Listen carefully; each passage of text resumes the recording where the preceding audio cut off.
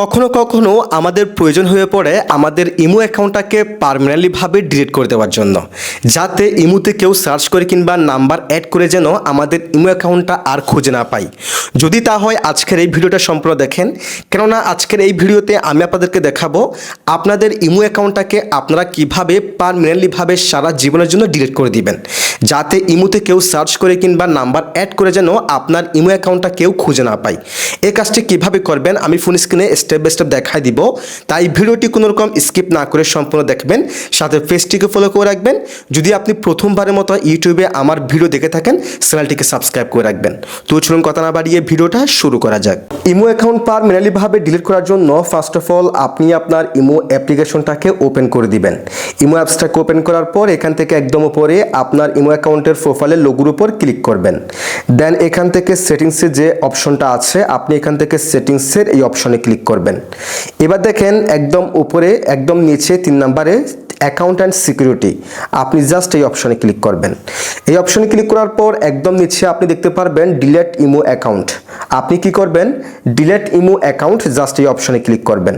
এবার দেখেন apply to delete, আপনি এই অপশনে ক্লিক করবেন। তার আগে দেখেন এখানে তারা স্পষ্ট লিখে দিয়েছে আপনার ইমো অ্যাকাউন্টটা যখন আপনি ডিলিট করবেন আপনার প্রোফাইল অ্যান্ড চ্যাট হিস্টোরি ওগুলো ডিলিট হয়ে যাবে পার্মানেন্টলিভাবে।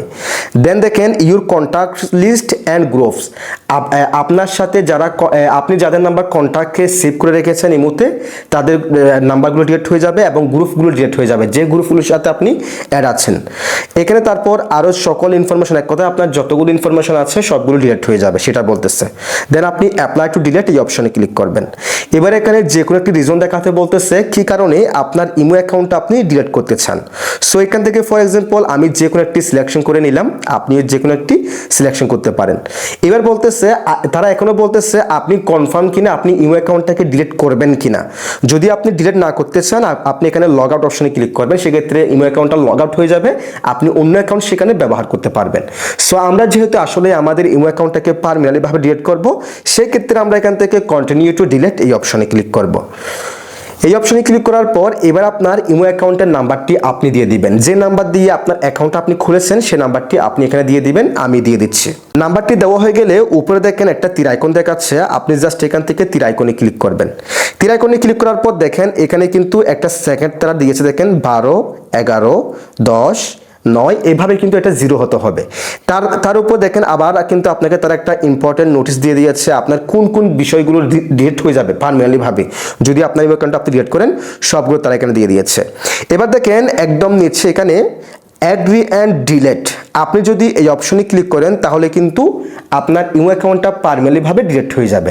সো আসলে আমার ইমো অ্যাকাউন্ট আমি ডিলিট করব না, আমি জাস্ট ভিডিওটা আপনাদেরকে দেখানোর জন্য কিংবা আপনাদেরকে শেখানোর উদ্দেশ্যে ভিডিওটা মেক করতেছি, এই জন্য আমি ডিলিট করতেছি না। আপনি জাস্ট অ্যাগ্রি অ্যান্ড ডিলিট এই অপশনে ক্লিক করলে আপনার ইমো অ্যাকাউন্টটা পার্মানেন্টলিভাবে ডিলিট হয়ে যাবে।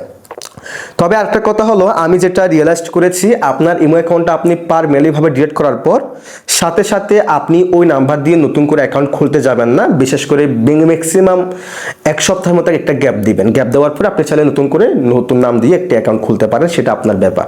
সো যে নাম্বার দিয়ে আপনি আসলে ইমো অ্যাকাউন্ট ডিলিট করবেন ওই নাম্বার দিয়ে ইমো অ্যাকাউন্ট পুনরায় না খোলাই ভালো, যেহেতু আপনি ইমো অ্যাকাউন্ট একবার খুলতেছেন ওই নাম্বারটা যার কাছে আছে ওই ব্যক্তি কিন্তু পরবর্তী সময়ে যে কোনো সময় আপনার নাম্বারটা সার্চ করলে আপনাকে আবার পেয়ে যাবে। সো এই জন্য আপনি যে নাম্বার দিয়ে ইমো অ্যাকাউন্ট পার্মানেন্টলিভাবে ডিলিট করবেন ওই নাম্বার দিয়ে পরবর্তীতে আর কোনো অ্যাকাউন্ট খুলবেন না আশা করি। সো এভাবে আপনি চাইলে আপনার ইমো অ্যাকাউন্টটাকে পার্মানেন্টলিভাবে ডিলিট করতে পারেন। যদি ভিডিওটি ভালো লাগে অবশ্যই লাইক কমেন্ট শেয়ার করে দিবেন, চ্যানেলটিকে সাবস্ক্রাইব করে পেজটিকে ফলো করে রাখবেন।